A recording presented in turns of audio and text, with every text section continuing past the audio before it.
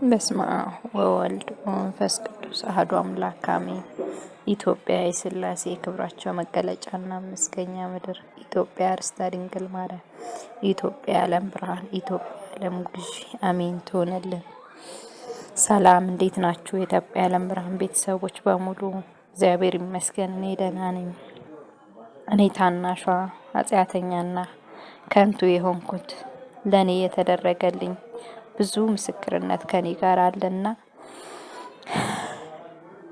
ቢቀመጥ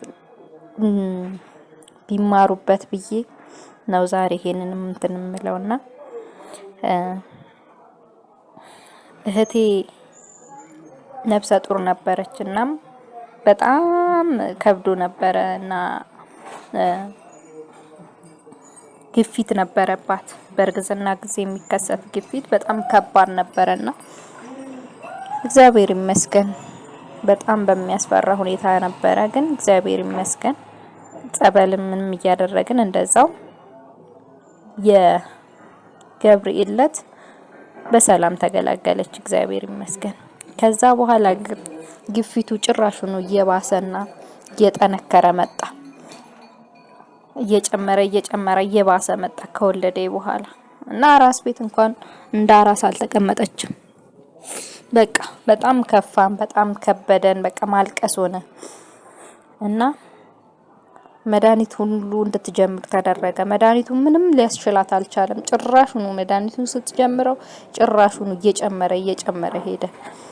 ከዛ በቃ የማደርገው ሲጠፋኝ ለምን አልኩና አንድ ቀን እኔው ነኝ ወንድም አልነበረም እንዳጋጣሚ ቅዱስ ሚካኤል ጽዋ አለ በቤታችን የቤተሰብ አለ እና እንትን ሲባል የተረፈ ጸበል ነበረ። ያችን ጸበል አነሳሁኝና የቃል ኪዳኑን መታወቂያ አይነቱን የተሰራውን እሱን አንስቼ ወሰድኩኝና 3 ጊዜ ቃል ኪዳኑን እየጠራሁኝ 3 ጊዜ እዛ ጸበል ውስጥ እየነከርኩኝ አጠመኳት እኔው ራሴ። ከዛ እግዚአብሔር ይመስገን ገላውን ታጥባ ነበረ ያን ጊዜ። ከዛ ገላውን ታጥባ ያንን ወስጄ በጆክ ነበረ እሱን ወስጄ እላዋ ላይ አፈሰስኩኝ ቃል ኪዳኑን እየጠራው አንተ ታምር አድርግ ብዬ። ከዛም ተመለሰን ሄድንና ሆስፒታል ሄዳ ስትታይ ኖርማል ነሽ ምንም ነገር የለም አሏት። እንግዲህ ወደ ሪፈር ሁሉ ሊጽፉላት ነበረ። ግን እግዚአብሔር ይመስገን አንድ ቀን ያችን አድርጌ በዛ እግዚአብሔር ይመስገን ተፈወሰች፣ ዳነች። ከዛ በኋላ ምንም አይነት ግፊት ምንም አይነት ነገር የለባትም። ይሄው አሁን ልጇም አመት አልፎታል። አመት ከ6 ወር ምናምን ገደማ ነው። እግዚአብሔር ይመስገን። እግዚአብሔርን አመስግኑልኝ። የመጨረሻ አንድ ልጨምርና ቤት ውስጥ ልጆቹን ብቻቸውን ነው ወጥቼ ደጅ ወጥ ሰርቼ ሙለውና አንድ ቀን የመቤታችን ዕለት ነበር።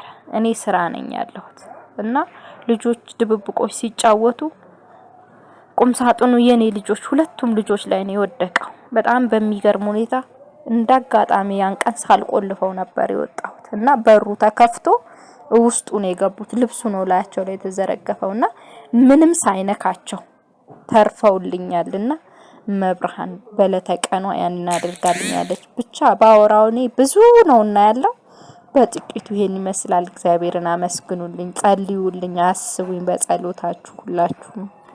እሺ ሰላም።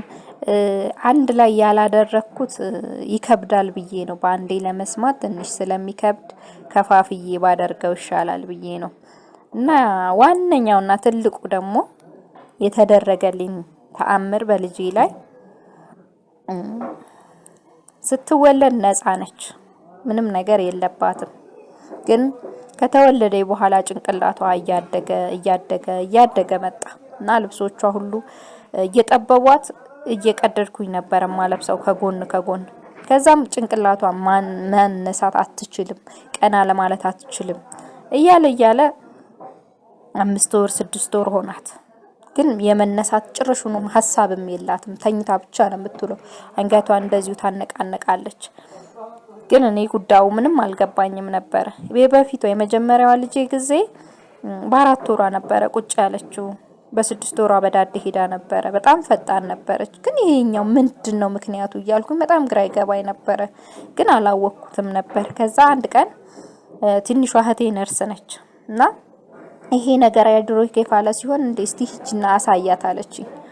ብዙ ጊዜ ሐኪም ቤት ሄጄ ምንድነው ለምን እንደማትቀመጠው ለምንድነው ስላቸው አረ ደህና ነች ልጅሽ ላይ ፈሪሳት በይ ይሉኛል። እንግዲህ ያልታያቸውን ነገር አላቅም። ከዛ 7ኛ ወሯ ላይ ነበር ያን ጊዜ ይጃት ሄድኩና ሳሳያት የሆነ ዶክተር ጋር ሁለመናዋን እስኪ ይልኝ ምንድነው ምክንያቱ? ምንም እንቅስቃሴ የላትም ከመተኛት ውጪ ምንም ነገር የለም ለምንድነው አልኩት። ከዛ እሱ ማየና ወገቧም ደህና ነው ምንም አልሆነም፣ ግን ለምንድነው እሱ ምናምን አለና እንትን አለኝ። እሱ እስኪ ይልኝ ጭንቅላቷም እያደገብኝ መጣ፣ ልብሶቿ እየጠበበ መጣ ስለው ደነገጠና አልትራሳውንዱን አነሳና አያት። ሲያት ጭንቅላቷ በጣም ደነገጠና ወይኔ ይቅርታ አለኝ። በቃ እኔ እስካሁን ራሱ እንዴት እንዳልታየኝ አላቅም። ባልትራሳውንድ ምንም አላልንሽም አይደለ ሲለኝ እንግዲህ አዲስ አበባ ታይቻለሁ፣ ናዝሬት ታይቻለሁ፣ እንደገና እዚህ ሀገር ቤት የመጣውን ጊዜ ብዙ ጊዜ ታይቻለሁ። ምንም አይነት ነገር ያሉኝ ነገር የለም። ከዛ ሃይድሮኬፋለስ የሚባል ጭንቅላት ውስጥ ውሃ አለባትና አሁኑኑ በቃ እንትን ብለሽ ተነስተሽ ይዘሽ ሂጂ አለኝ። እንዳለኝ በቃ በጣም ደነገጥኩኝ። ሌላ ሰው ሳወራ በቃ የሚሰማው ነገር በሙሉ ተስፋ አስቆራጭ ነበረ።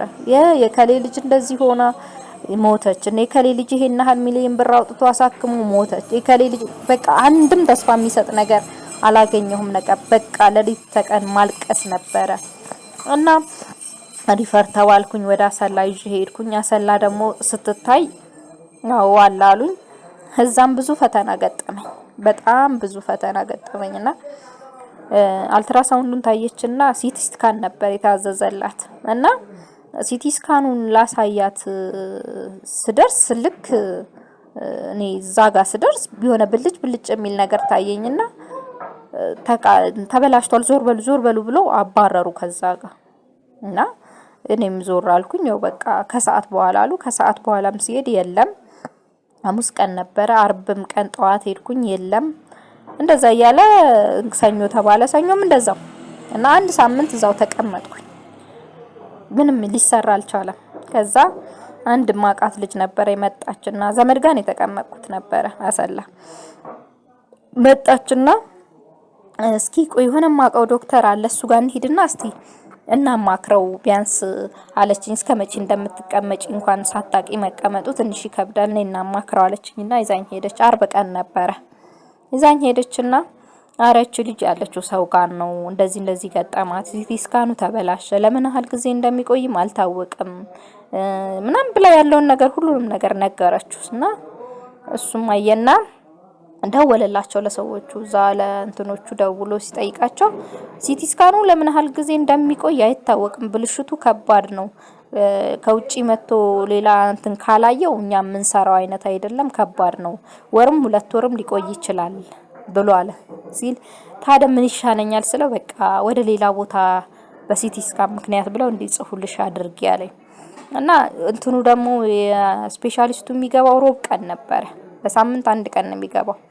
አረ ምን ይሻለኛል እንደዚህ ነው እኮ እስከዛስ ድረስ እንዴት ሆናለሁ ስለው በቃ ምንም ማድረግ አይቻልም እስከዛው ቻይና እኔ ማክሰኞ ዕለት እገባለሁኝ እጽፍልሻለሁኝ እና ነይ ያለኝ። ማክሰኞ ዕለት እሱ ባለኝ ሰዓት 9 ሰዓት ነው ያለኝ። 9 ሰዓት ላይ ልክ ነኝ ሲሄድ ሰዎች ጻፍ ፈጥረው አልሰራም ብሎ ሲወጣ ደረስኩኝ። ከዛ በፍጹም ሊያናግረኝ አልቻለም። ምን ማድረግ አለብኝ ብዬ በቃ ሳለቅስ እስቲ መጀመሪያ ያዩልሽ ቦታ ውሰጂና እነሱን አማክራቸው አለኝ የሆነ ሰው። እውነትም ሄድኩና እነሱን ሄጄ ስጠይቃቸው ሳማክራቸው እንደዚህ ሆነ እኔ በቃ በዚህ እንትን ማለት አልቻልኩም ብዬ ስነግራቸው እሺ በቃ ብለው ጻፉልኝ። በሲቲ ስካን ምክንያት ብለው ወደ አዳማ ጻፉልኝ። አዳማ ሲሄድ እንደገና ታየችና እንደገና አልትራሳውንዱንም ሲቲ ስካን እንዴት ለህፃን ልጅ ይታዘዛል አለና ኤምአርአይ ብሎ ጻፈልኝ እና አልትራሳውንዱን አሁንም ታየችና ኤምአርአዩ ጋር ስደርስ ተበላሽቷል ተባልኩኝ።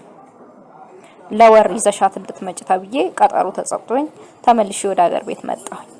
በዚህ መሃል ቆይ ጸበል ለምን አላስጠምቃትም ብዬ አስጠምቂያት ተመለስኩኝ የተወሰነ ቀን። ከዛ አሁንም ለወሩ ቀደም ብዬ ሄድኩኝና ጸበል እያስጠመቅኳት ሲሄድ አሁንም እንደዛው ተበላሽቷል። ለወር ነው ያሉት። ለ5 ጊዜ ያህል በየወሩ እያሉ ቀጠሩኝ። ከዛ በቃ በጣም ከበደኝ። እኔ በየጊዜው ለመመላለሱ ገንዘብ ማውጣቱ በዛ ላይ ደግሞ ሳትታይልኝ መቆየቱ ራሱ ለኔ በጣም ከባድ ሆነብኝ እና የ5ኛው ጊዜ ደውላ ነበረ ቀጠሮን እንትን ያለችኝ ሲቲ ስካኑ በድጋሚ ስለተበላሸ ለወር እንድትመጪ እና ጳጉሜ 4 ነው ያለችኝ ነበረ። ከዛ ቀደም ብዬ ሄጄ ጳጉሜ 3 ላይ ደግሞ ኤምአርአይ ለማሳየት ጡት ምናምን መጥባት የለባትም ውሃ ምንም መጠቀም የለባትም ልጅቷ። ጾም በሉት በቃ ጾማል ትቆያለች የተወሰነ ሰዓት ከ10 ሰዓት በኋላ ጡት ማጥባት አይቻልም እስከምትሰራ ድረስ ትቆያለች ማለት ነው። ከዛ ልጄንም አስርቤ እንደገና እንትን ከሚል ቆይ ላረጋግጣልኩና በ3 አርብ ቀን ሲሄድ ቅዳሜ ደግሞ ይሰሩ ይሆን እንዴት በ4 ቀጠሩኝ ብዬ ሄጄ ስጠይቅ ኧረ በፍጹም በ4 አልቀጠሩኝም ተሳስተሽ ይሆናል አሉኝ። እነሱ ካላንደር ሳያዩ ነው የቀጠሩኝ ያኔ። እዛና በቃ ዛሬ ምን አብልተሻታል አሉኝ። ጠዋት አጥሚት ጠጥታለች አልኳቸው። አይቻልም ግን በቃ ከዚህ በኋላ ውሃ ምንም ነገር እንዳሰጫት ወተትም ጡትም እንዳሰጫት 8 ሰዓት ላይ ይዘሽ ነው ያሉኝ። ከዛ ይዤ ሄድኩና 8 ሰዓት ላይ ሲሄድ ሌሎቹን አስቀደሙ። ታለቅሳለች። እኔ በጣም ከባድ ነበረ በእንደዛ ሁኔታ ውስጥ በቃ ቆይ አንቺ ትቆይ ሌሎቹም ይቀድማሉ ብለው እነኛ ሁሉ እንትን ብለው መድኃኒት ምናምን አስገዙኝ። መድኃኒቱ ራሱ ወደ 6000 ምናምን ብር ነው የገዛሁት እንትኑ እና በጣም ከባድ ነበረ። ያንን አድርጌ እንትስል ስሯ አልገኝም ማለት ቢፈለግ በፍጹም ስሯ ሊገኝ አልቻለም። ከዛ በቃ ልጅቷ ፌንት በላይ በቃ ምንም አቃታት። ኧረ ትሞትብናለች ይዘሽ ሂጂ በቃ ለወር ይዘሽ ነው ያሉኝ። በቃ እኔ ያን ጊዜ አለቀስኩኝ፣ በጣም አለቀስኩኝ። ጌታ ሆይ አልኩኝ፣ እግዚአብሔር ሆይ እቺ ልጅ የፈጠርካት አይቻት ላጣት ከሆነ ውሰዳት፣ ግን ልታድግልኝ ከሆነ አድንልኝ። የሰራሃት አንተ ነህ። ሸክላ ሰሪ ያበላሸውን ሸክላ ጨፍልቆ እንደሚሰራ አንተም ትችላለህና አስተካክልልኝ፣ ስራልኝ። ከዚህ በኋላ ግን እኔ እዚህ ሆስፒታል ተመልሼ አልመጣም በዚህ ጉዳይ። በቃ ብትወድ አድንልኝ፣ ባትወድ ግን ውሰዳት ብዬ ያን ወረቀት ቀድቼ ወጣሁኝ። ከዛ በዓልን ውለሽ ሂጂ ሲሉኝ እኔ እንቁጣጣሼ ልጄ ናት አልቀመጥም አልኩና ተነሳሁኝና ናዝሬት አርሴማ በፊትም እንትን ብዬ ነበር፣ ግን ትንሽ ስለሚከብድ አቅሜ ስለማይችል አሰላ ሄድኩና ተነስቼ ገባሁኝ። አሰላ ገብቼ ስል በቃ ትንሽ ይከብዳል። ምክንያቱም ልጅቷ ምግብ ምናምን አትበላም። ምግብ በአካባቢ አይደርስም እንኳን ልትበላ። እኛ እንኳን ስንበላ ከሸተታት ያማታል። በቃ አጥሚትና ወተት ነው። ጡቴን ደግሞ እምቢ ብላለች። እዛ ግቢ ውስጥ ደግሞ አጥሚት ምናምን መስራት ወዘተ አይቻልም። በቃ ምን ላድርግ ገባሁና እንደማይቻል ሳቅ ተመልሼ ወጣሁና በፊት የነበርኩባቸው ዘመዶቼ ጋር ሄጄ እነሱ ጋር ሆኜ እየተመላለስኩ ማስጠመቅ ጀመርኩኝ። እየተመላለስኩ ሳስጠምቅ የመጀመሪያ ቀን የሄድኩኝ ቀን ታዲያ ምን አልኳት? ሰማዕቷ አርሴማ ሆይ እቺ ልጅ ማታድኝልኝ ከሆነ እግሬን ከግቢሽ እንዳታስረግጭኝ፣ የምታድኝልኝ ከሆነ ግን አስገቢኝ ብያት ነበር። ከዛ እንደዛ አደረኩኝ። ሄድኩኝና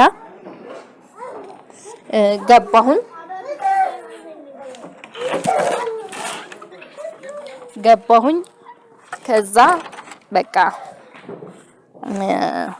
ይቅርታ በመሃል ልጆች ሊረብሹ ሲሉ ነው ተነስቼ እንትን ያልኩት እና ያንን ቀን ወደ ሰዎቹ ሄድኩኝ። ሰዎቹ ጋር ሆኜ እዛ እየተመላለስኩ ሳስጠምቅ ምን ሆነ መሰላችሁ? ያው ወራዊ ነገር አለ አይደል? የሴቶች ጣጣ ያ አመጣና በዚህ እንትን ልቀመጥ ነው አርፌ እንትን ልል ነው በዚህ መሃል አልኩኝና ይሄ ከሚሆን ብዬ 3 ክፍል ቤቶች እንደዚሁ የተቀመጡ ነበሩ እና እዚህ ሱባኤ እገባለሁኝ አልኳቸው። ትችያለሽ ከልጅ ጋር? አሁን እገባለሁኝ ቀመጥ እንትን እላለሁ አልኩና ገባሁኝ። የገባሁት የማርያም ዕለት ነበር በ21 ለልጄ አጥሚት መሰራውን የሚያስፈልጉኝን ነገሮች ይዤ ለኔ ደግሞ ሽምብራና በሱ ይዤ ገባሁኝ።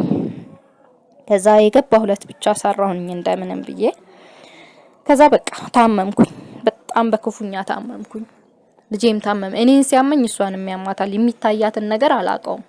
ብቻ የሆነ ነገር እያየች የሚያስፈራት ነገር ነው የሚመስለኝ፣ እያየች ትጮሃለች። እኔም ከፍተኛ ራስ ምታት ያመኛል። እንደዛን ጊዜ አሞኝ አያውቅም እና በጣም ያመኛል። እሷንም ያማታል፣ እኔንም ያመኛል። ከዛ በተመሳሳይ ሰዓት ወደ ላይ ይለኛል፣ እሷንም እኔንም። በጣም ከባድ ሆነብኝ።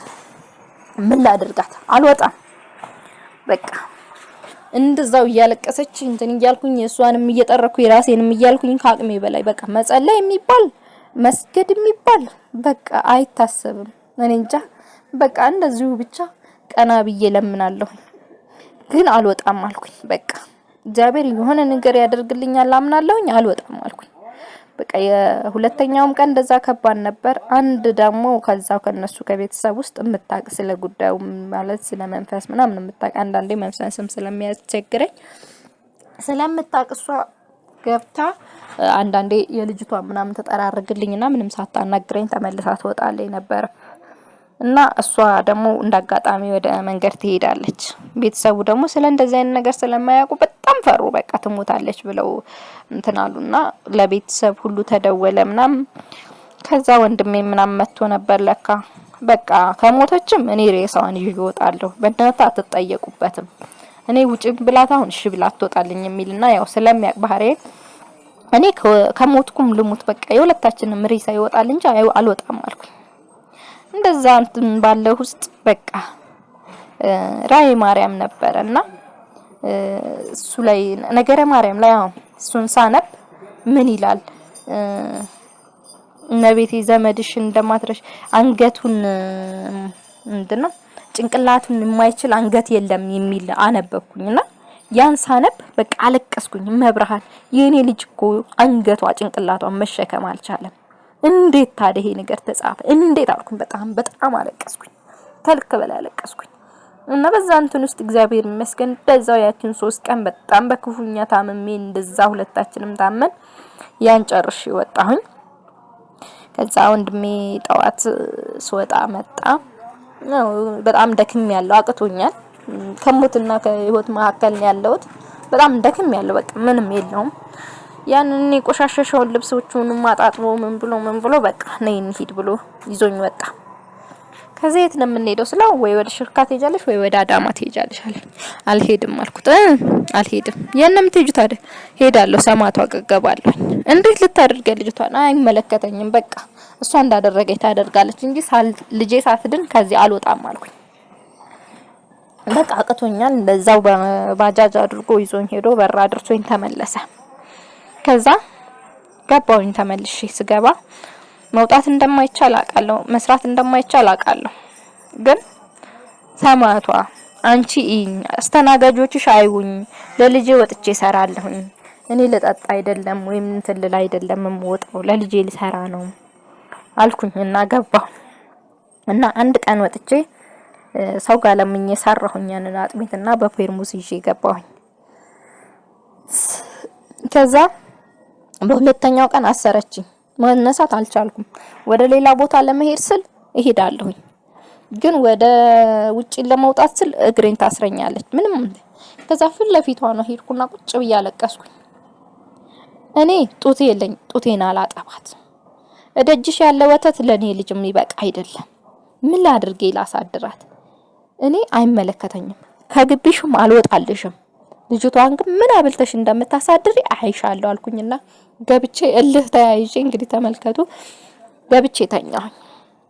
ተኝቼ ሳለሁ በጣም እንቅልፍ ውስጥ ሆኜ አንዷ መታ ቀሰቀሰችኝና ለልጅሽ ምግብ ስጫት አለች። ምግብ እኮ አትበላም አልኳት። አይ ስጫት አለች። እባክሽ ና አትበላም አልኳት። በቃ ምግብኛ እሷ አጠገብ እንኳን ከበላ ወደ ላይ ይላታል፣ ያማታል። በቃ በፍጹም ምግብ ሽታው ራሱ ነው የሚያስጠላት እንኳን ልትበላ ስላት በቃ ምንም ልትሰማኝ አልቻለችም። በቃ እንዲያማት ባልፈልግም ሴትየዋ እንድታምነኝ ብዬ ያን የሰጠችኝን ምግብ ወደ አፏ ሳረግ አለች። ሳጎርሳት ጉርስ፣ ሳበላት ብልት። ወይኔ መድኃኒዓለም በቃ በጣም ደነገጥኩ። ሰማቷ እኔ አንቺ ይሄን ካደረግሽልኝ እኔ ዘመድ የለኝም ከውጪ ያመጣልኛል እምለው የለኝም። አንቺ ካዘጋጀሽ ግን እኔ ምን ላረግ ወጣለሁኝ? ለምን እንትንሽን አደርጋለሁ አልኩኝና አልቅሼ ያንን ምግብ በልታልኝ በደስታ ከዛ በኋላ በቃ እኔ ለማንም ይሄ ነው ብዬ ያወራሁት የለም። ግን እዛው ከኔ ጋር ያሉ ህፃናት ያላቸው ምግብ ይመጣላቸዋል። ከውጪ ሲመጣላቸው ቅድሚያ ለኔ ልጅ ነው የሚቀነስላት። በቃ ያገኘችውን የምትበላ ሆነች። እግዚአብሔር ይመስገን እምነቱን ምንም እያልኩኝ በቃ እንደዛው እዛ ሆና በቃ ቁጭ ማለት ጀመረች። አንገቷን ማቃናት ጀመረች። እግዚአብሔር ይመስገን። እና ከዛ በኋላ ብዙ ፈተና በሷ አይቻለሁ። ብዙ ችግር ያለኝን ሁሉ እስክጨርስ ድረስ ግን እግዚአብሔር ይመስገን አሁን ዛሬ ቆማ በእግሯ እየሄደችልኝ ነው። ክብር ለመድኃኔዓለም ይሁን። አመስግኑልኝ። እኔ ተገብቶኝ አይደለም፣ በጣም ኃጢአተኛ ነኝ። ግን እግዚአብሔር ክብር ምስጋና ይግባው። ባወራው ብዙ አለ፣ ግን እግዚአብሔር ይመስገን ይሄንን ተደርጎልኛልና እግዚአብሔር ይመስገን። ብዙዎቹ የምታውቁ አላችሁ፣ አዲስ አበባ ያላችሁ፣ አዳማ ያላችሁ ታውቃላችሁ የኔን ችግር ከዚህ በፊትም ስለምታውቁት። እህተ ጊዮርጊስ እባላለሁ፣ ታውቁታላችሁ።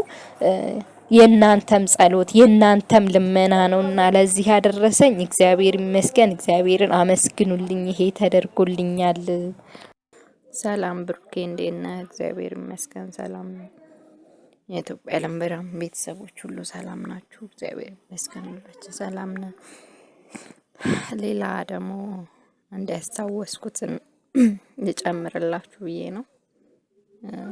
የዛሬ 2 አመት ገደማ መሰለኝና ወንድሜ ታናሽ ወንድሜ ነበርና እንደ አጋጣሚ ይይዙትና ወደ እንትን ይወስዱታል እና በቃ እሱን ለማስመለስ ያላደረግነው ጥረት የለም።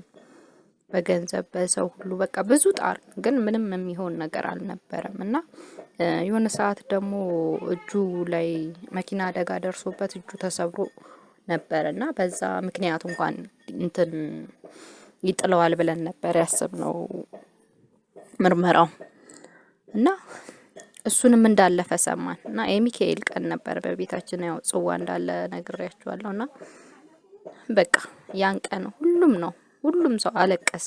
በቃ ሁላችንም ጸልየን ለመንን። እንግዲህ ቅዱስ ሚካኤል አንተ ታምር አድርግ ብለን ለመን። በቃ የሚካኤል ዕለት እንትኑን ጠፋብኝ፣ ቀጣያው ይገባችኋል፣ እንዳለፈ ተነገረን። በቃ ተስፋ ቆረጥን እና ቀናቶች አለፉ። እናቴ ደግሞ በቃ ልዩ ነው ለሷ፣ ልዩ ልጅ ነው። በቃ 7 ነን። ከ7ታችን ውስጥ ለሱ ያላት ነገር በጣም ይለያል።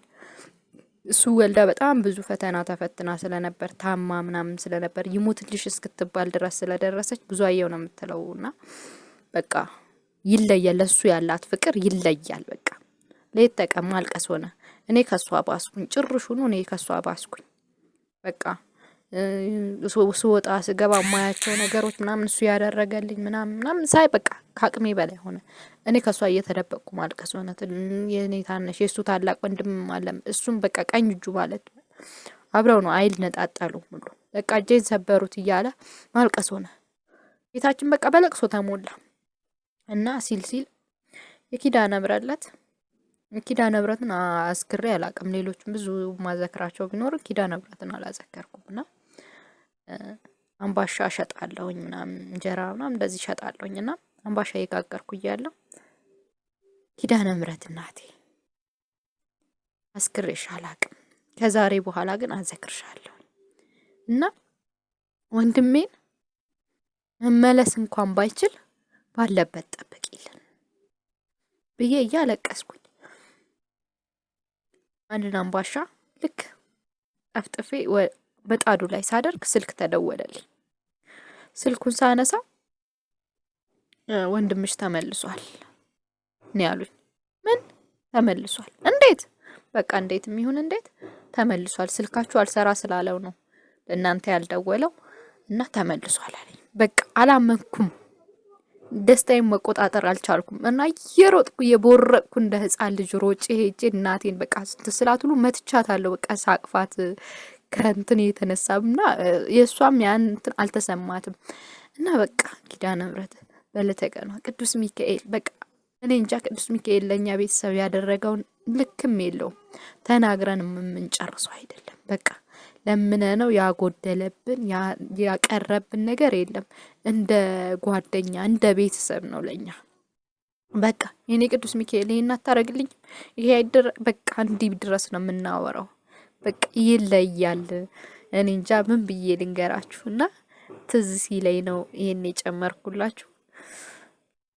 እና ወንድሜ አሁን ተመልሶ ስራውን ጀምሮ በጣም በሚገርማችሁ ሁኔታ ልክ እንደ ባህራን ነበረ እንትኑን የለወጠለት። ኦንላይ ደርሶ ፋይሉ የለም ነው የተባለው። ይሄ ምን ሊሆን መጣ? ምንም አይነት የሱ ፋይል የለም። ምን ሊሆን መጣ? መልሱት ነው የተባሉት። በጣም በሚገርማችሁ ሁኔታ ማታ መሽቶባቸው እዛ ደርሰው እንኳን ከመካከላቸው ጅብ የተበሉ 3 ልጆች አሉ። ከዛም አልፎ ግን በቃ የለም ፋይሉ እሱ እዚህ ውስጥ የለም መልሱት ተብለው አምጥተው መለሱልን። እግዚአብሔር ይመስገን። እና ይህን ብልበላችሁ ብዬ ነው። በስመ አብ ወወልድ ወመንፈስ ቅዱስ አሐዱ አምላክ አሜን። ኢትዮጵያ የሥላሴ የክብራቸው መገለጫና መመስገኛ ምድር፣ ኢትዮጵያ ርስተ ድንግል ማርያም፣ ኢትዮጵያ የዓለም ብርሃን፣ ኢትዮጵያ የዓለም ገዥ፣ የኢትዮጵያ የዓለም ብርሃን ቤተሰቦች እንደምን ሰነበታችሁ? እኔ ደህና ነኝ፣ እግዚአብሔር ይመስገን። ኃይለየስ እባላለሁ። የምስክርነት ቃል ላጋራችሁ ፈልጌ ነው። ምስክርነቱን ያየሁት እኔ የገባ ዕለት ነው፣ ሰኞ ሆነን። እናም እንዲህ ይላል። አንደኛው ምስክርነት ወልቃይትን በከባድ መሳሪያ በታንክ በመድፍ እየደበደቡ ታየሁኝ። ሁለተኛው ደግሞ አዲስ አበባን ከተማ እንደ ዳታና ቢሮን መሬት ተከፍታ ስትወጣ ታየሁኝ። ሶስተኛ ደግሞ የቅዱስ ዮሐንስ እለት ቅዱስ ዮሐንስ በኋላ የተስፋ ጭላጭል የምታዩበት ያያችሁትን የሰማችሁትን የምታዩበት ልትበሉት የታቀደላችሁን የምትበሉበት ጊዜና ሰዓት ደርሶላችኋል የኢትዮጵያ የዓለም ብርሃን ቤተሰቦች ይለኛል። አራተኛ ትልቅ መስቀል ከመሬት ተቆፍሮ ሲወጣ ያዋለው ያ ቆፍሮ ያወጣው ሰውዬ ይሄ ነገር ምንድነው እለዋለሁና ያ መስቀል ቆፍሮ ሲያወጣው በጣም ይፈልቃል፣ ያንጨባርቃል። የመስቀሉ ብርሃን ለአይን ያንጸባርቃል፣ አይን ይበዘብዛል። ለመቅረብ በጣም ነው የሚያስቸግርና ይሄ ምንድነው ብዬ ስጠይቀው ይሄማ ተቀብሮ የኖረው እውነት ነው፣ ይሄማ ተቀብሮ የኖረው እውነት ነው፣ ይሄማ ተደብቆ የኖረው እውነት ነው ይለኛል። እናም ከእንግዲህ በኋላ ግን በዚህ መስቀል ደጉ ንጉስ ደጉ ጳጳስ ሲመጡ ትባረኩበታላችሁ ይለኛል። ይህንን አየሁኝ። አምስተኛ አንድ ገበሬ እሸቱን ገብስ በማጭድ እያጨደ ይዘድሰዋል እና ለምንድነው እሸቱን ገብስ የምታጭደው እለዋለሁ። ያንን ስለው ከዛ በኋላ እሸቱን የማጭደው ዳመናው ስለመጣ ነው። ዳመናውን ቀና ብላ አታዩም ይለኛል። ዳመናውን ቀና ብዬ ሳየው ያ ዳመና በጣም ጨለማና እንትን ሆኗል እና እዚያ በኋላ ያንን እያየሁኝ እያለ ቀና ብዬ ሳየው እሱም ዳመናውም ራሱ ያው በጣም አመጥም በላይ ጨለማ ሆኖ ነው የሚታየው። ከዛ ይነች ጨረስኩኝ።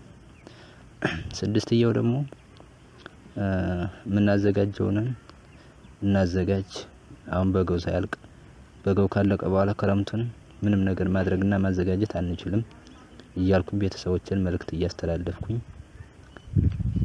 ነቀውኝ። ስድስተኛው ደግሞ ነቀውኝ። ሰባተኛው ደግሞ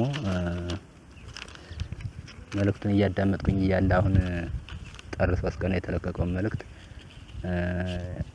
አመርኋ ላይ የተለቀቀውን እሱ ከፍቼ እያዳመጥኩኝ እያለ የሆነ ወታደሩ ይመጣሉ እና ያን መልእክት እያዳመጥኩኝ እያለ ወታደሮች ሲመጡብኝ ያን መልእክት ድምጹን እቀንሳለሁ ብዬ ብል በቀጠቅጥ ስልኩን ቢለኛል አልቀነስም ይለኛል። ለዛ በኋላ ፈርቻለሁ። እኔ እንደው ምን አባቴ እንዳርገው እንግዲህ ስልኩን አልጥለው ራዲያ እንግዲህ ደም ተቀብቶ ዝም ባይፈርም የሚባል ተረት አለ።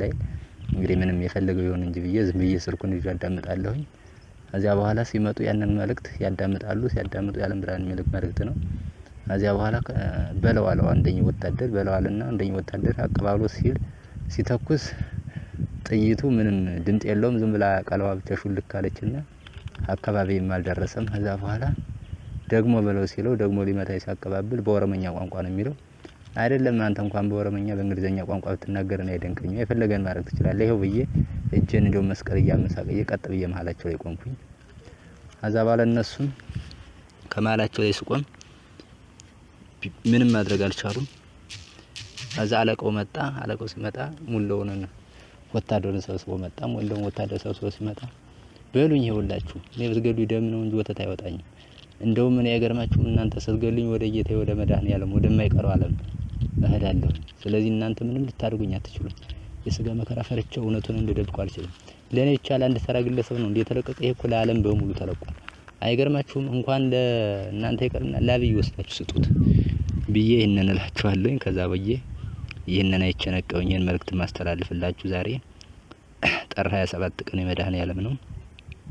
ህልሙንም ያየሁት በዛሬው ዕለት ነው። ይሄን የወታደሮችን ይሄን አይቻለሁ። እንግዲህ የሚጠቅም ከሆነ ወንድሜ ገብረ ማርያም አዳምጠ የሚጠቅም ከሆነ ያው ለኢትዮጵያ ዓለም ብርሃን ቤተሰቦች እንዲተላለፍ ታድርገዋለህ። ያው ስላዳመጣችሁኝ አመሰግናለሁ። መልእክቱን የለቀኩላችሁ ከአቡነ ሀብተ ማርያም ጽዋ ማህበር ነው፣ ባህር ዳር። በስመ አብ ወወልድ ወመንፈስ ቅዱስ አሐዱ አምላክ አሜን። ኢትዮጵያ የሥላሴ የክብራቸው መገለጫና መመስገኛ ምድር፣ ኢትዮጵያ ርስተ ድንግል ማርያም፣ ኢትዮጵያ ዓለም ብርሃን፣ ኢትዮጵያ ዓለም ግዥ። የኢትዮጵያ ዓለም ብርሃን ቤተሰቦች እንዴት ሰነበታችሁ? በያላችሁበት እኔ ደህና ነኝ፣ እግዚአብሔር ይመስገን። የምስክርነት ቃል ላጋራችሁ ፈልጌ ነው። ኃይለ ኢየሱስ እባላለሁ። ምስክርነቱን የምለቀው ከባህር ዳር ነው፣ ከአቡነ ሀብተ ማርያም ጽዋ። ምስክርነቱም እንዲህ ነው። አንድ ቀን የዛሬ አመት አልፏል። ሂዳር 21 ቀን ነው፣ ሂዳር 20 ቀን ነው። ስልኬ መሬት ወድቆ ልሾ ላይ ይከሰከሳል እና እዛ በኋላ ሳነሳው ስልኩ ደህና ነው፣ አልተሰበረም። ከዛ ከ2 ሰዓት 3 ሰዓት ድረስ ደህና ነበረ። የሆነ ሰው ስልክ ደውልኝና ያን ስልክ ደውዬ አንስቼ ስለው ሄሎ ስለው አያናግረኝም፣ ጸጥ ነው የሚል። ያን ስልክ ዘግቼ አኖረዋለሁ። እዛ በኋላ ከ2 3 ሰዓት ቆይቼ ስከፍተው ያ ስልክ አይሰራም። እዛ ምንድነው የችግሩ ብዬ ሳየው ደቂቃ ይቆጥራል፣ ቪዲዮ ያሳያል፣ ግን ድምጽ ሳይሌንት ነው፣ ምንም አይሰማም።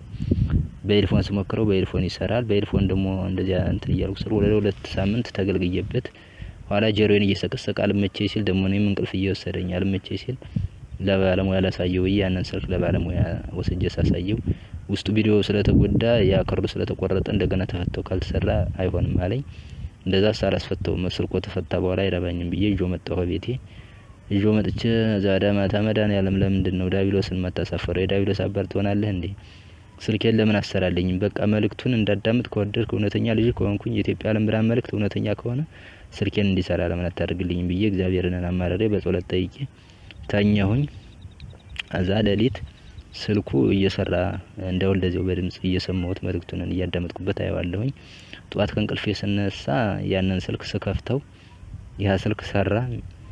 እዛ እኔም እንደው ገረመኝ ራሱ መድኃኒዓለምን አመስግኜ ይሄንን ታምር ተደረገልኝ። ሁለተኛው ምስክርነት ደግሞ ይሄን መልእክት ከፍቼ እያዳመጥኩኝ እያለ የሆነ ሰዎች ይመጡብኛል። ሰዎች ሲመጡብኝ ሊሰሙብኝ ነው ብዬ ያንን መልእክት ድምጹን ልቀንስ ብል ድምጹ አይቀንስም፣ ልዘጋ ብል አይዘጋም። አኪስ ያበከት ድምጹ ያው ነው፣ አውጥቼ ብጥለውም ያው ነው፣ ከሌላ ጓዝ ውስጥ ብጭነውም ያው ነው። ምንም ድምጹ ሊቀንስ አልቻለም፣ እንደውም እየጨመረ ነው የሚሄደው። ከዛ በኋላ በቃ ምንም ማድረግ አልቻልኩም። እኒያ ሰዎች ግን የሚያልፉት ሁሉ እያዳመጡት ይሄዳሉ። ሁሉም መንገደኛ ነው፣ በእግሩ ነው የሚጓዝ። በፊት እያለፉ ምንም ነገር አይሉኝም፣ ይሄ ነው የሚሉኝም የለም። እንደዛ እያልኩኝ ከእንቅልፌ ነቃሁኝ። እናም ይሄን አየሁ። ሶስተኛ ወታደሮች የዓለም ብርሃን ቤተሰብ ነው ብለው እኔን ለመግደል ይመጣሉ። እነዚህ ሲመጡ ሙላቸውም የመጡት ብዛታቸው 40 ይሆናሉ። እነዚያ ሁሉ ከኔ ላይ አንድ ጊዜ ምላጭ ይደቅኑብኛል ግንባሬ ላይ አግድሞ ሙላቸው እኔ ላይ አነጣጥረው ሊተኩሱ ሲሉ በሉኝ ሄቻላችሁ እየስላቸው እንደ ደረቅ እንጨት ቆመው ይቀራሉ። መሳሪያው የማይተኮስም። ከዛ በኋላ እየሳኩባቸው ከት ብዬ መጨረሻ ላይ ጠቅጥቂያቸው ሄድኩኝ። እነሱ ምንም ማድረግ አልቻሉም፣ ተከትለውኝም አልመጡም። ይሄን አይቼ ነቃሁኝ። አራተኛው ስለ ቀኑ መርዘም ነው። እንዲሁ ስለ ቀኑ መርዘም ስላለው ሁኔታ ያው እግዚአብሔርን ሁሌ ጠይቃለሁኝና እየጠየቅኩኝ እያለ መብራናት ያው ስለ ቀኑ ማጠር መርዘም እኔ ቀኑ አጠረ ረዘመ ብዬ እንትን አልልም፣ እግዚአብሔርን አልጠይቀውም። ስለ ቀኑ ማጠር መርዘም ለስጋ ለባሾች እኮ አይነገርም ትለኛለህ። ይሄን መልእክት አይቼ ነቃሁኝ። አምስተኛው ደግሞ ያው አይዟችሁ የኢትዮጵያ ዓለም ብርሃን ቤተሰቦች አይዟችሁ፣ እየመጣላችሁ ነው። አትሰበተናችሁበት፣ የምትሰበሰቡበት ጊዜና ሰዓት ቅርብ ነው። አይዟችሁ በቅርብ ቀን ተበተናችሁበት ተሰበሰባላችሁ እያለ ይህንን መልእክት እያስተላለፈ ነው የሰማሁት። እንደዛ ብዬ የው መልእክቱን ይህንን መልእክት እየሰማሁት በጆሮዬ ከእንቅልፌ ነቃሁኝ። ስላዳመጣችሁኝ አመሰግናለሁ። ያው እንግዲህ መልእክቱ የሚጠቅም ከሆነ ወንድሜ ገብረ ማርያም አዳምጠህ ያው ልቀቀው። ለኛ ቤተሰቦች የሚያገለግል ከሆነም ደግሞ መልእክቱን አዳምጠህ ከዚህ አስቀር ወንድሜ። ስላዳመጣችሁኝ አመሰግናለሁ። እግዚአብሔር ይስጥልኝ።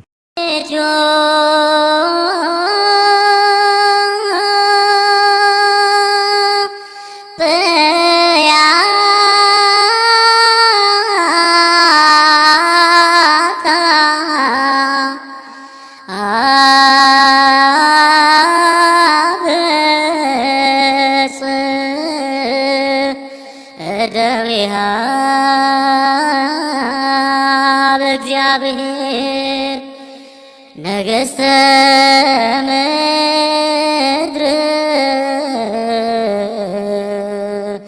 ሰብሕዎ